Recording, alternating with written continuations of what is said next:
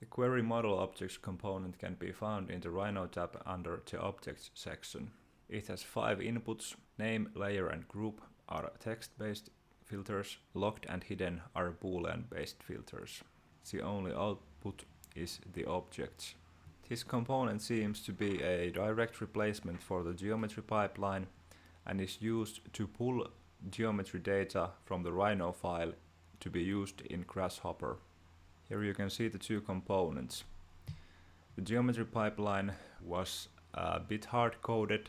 You had to click and write values down to be used, but with the Query Model Objects you can just use inputs and have them change dynamically. The new component draws the path instead of the direct reference.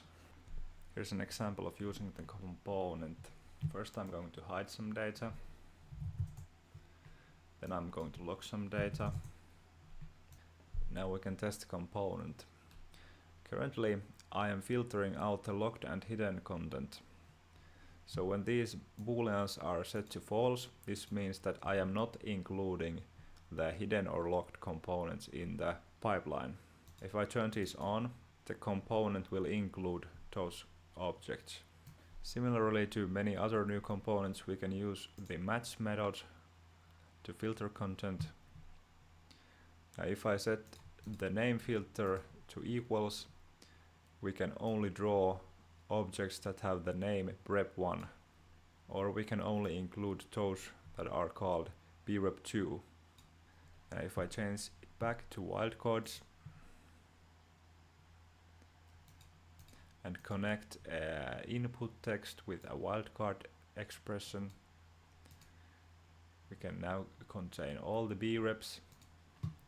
I can also add multiple filters, so if I add the last text, now I'm getting all the components that have been named with 1 at the end. This means the component name here. Now if I also connect the wildcard filter to the layer, I'll be getting all the objects that have 1 in the end of their name and that are on a layer that ends with 1.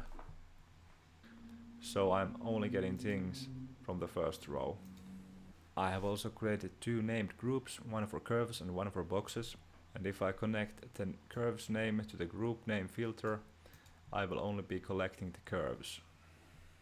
I think that this is going to be a really important component when managing data.